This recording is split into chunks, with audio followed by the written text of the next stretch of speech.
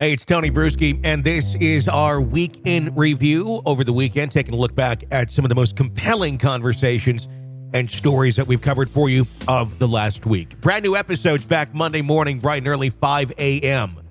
here on the podcast. This is the Hidden Killers podcast with Tony Brueski. Featuring author, psychologist, and daily contributor, Siobhan Scott. It all began with Osage County Sheriff Eddie Virden doing a little investigating, trying to find possible links between Rader and a woman who disappeared in the 1970s, Cynthia Kinney, a 16-year-old, when he learned that Rader had included the phrase bad laundry day in his writings. Rader had attempted to write a book years ago. It's now in evidence in Wichita. But there's a lot of seemingly breadcrumbs in these writings to crimes that may have occurred prior to the ones that he has admitted to, which is now where they are at. Let's talk about this. This is one he has never admitted to. He still has not claimed any sort of accountability, even though the investigation is going into this. What's your take on this? Rader seemed to be one who was very open to talking about the crimes that he had committed. Why not this one if it is him? And Rader is also a game player. You know, he was the one writing notes to the police and, enjoying the little cat and mouse thing he had going. And so it would not surprise me if he doesn't still do that to some degree. And it would not surprise me that there were many more murders than the ones that he has owned up to. And, you never know when a person like this is telling the truth. You just don't know. So I think it's a horrifying real possibility that he was involved in this other disappearance. Is this part of his game? Because it gets even more deeply disturbing with Sheriff Eddie Virden, who visited BTK in prison, and he wanted to question him about this kidnapping. And before he even brought up anything about the specific case he was looking at, which involved Cynthia Kinney, the 16-year-old cheerleader, disappearing from her parents' laundromat before being found murdered, bined, tortured, and killed. He talked about a fantasy that he had, explaining to the investigator that he would watch a laundromat in his fantasy till there was a woman there that was alone. Then he'd go in with a ruse and get her to his vehicle. And then he'd have her and nobody would ever see or hear anything again. This is the fantasy he's describing prior to him, Rader, even knowing that this is what they are looking into. Is that Rader knowing that maybe they're finally figuring out one of my hidden stories? So what if I told him this little fantasy tale I have and watch them try and connect the dots? Yeah, that would not surprise me at all. That's just the kind of little mind games, when we think about what do serial killers, how do they spend their time in prison, right? They've got a lot of years in prison, and particularly in his case. And this is the kind of thing that's entertainment for them, thinking up little games like that.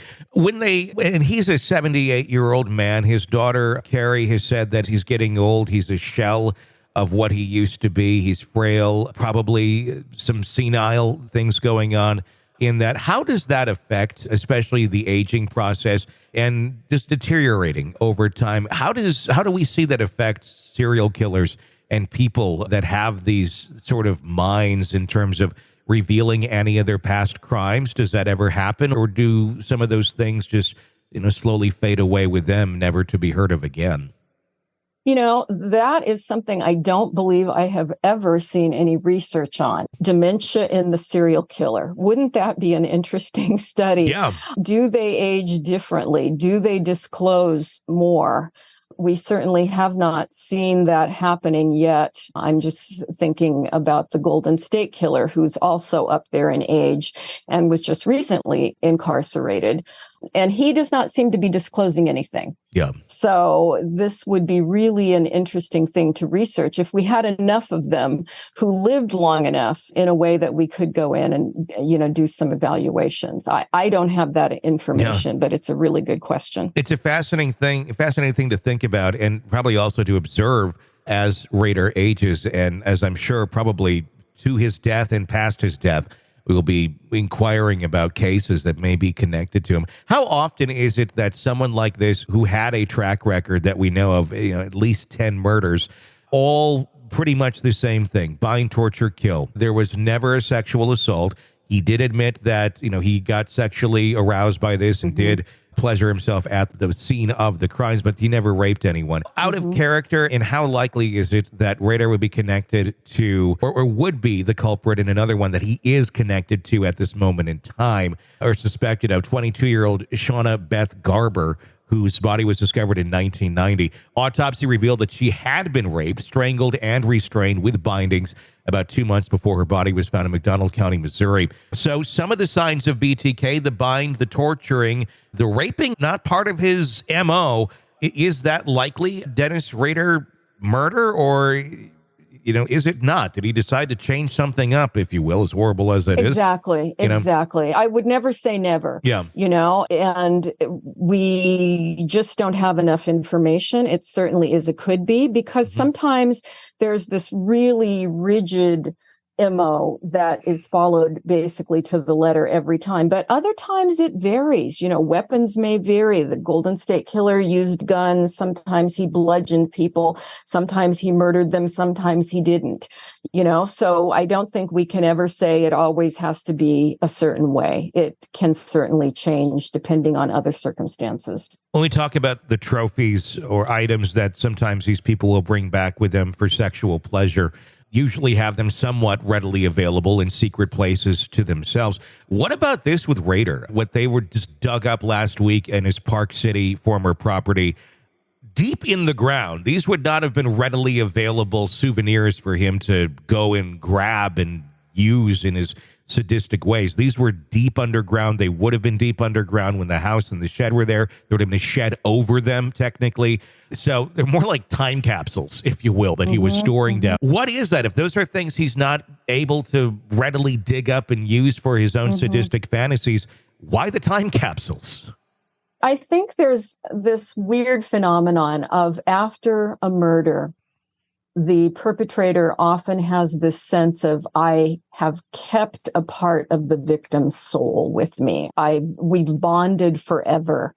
And it's almost like, here's a tangible object that represents this person to me, and I've got it.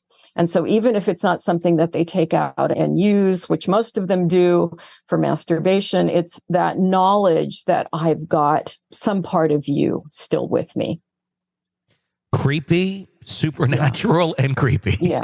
Wow. Really creepy. It is creepy. And there's this whole weird, internal dynamic about being bonded together forever into eternity with your victims. And it's very strange, but it's not uncommon.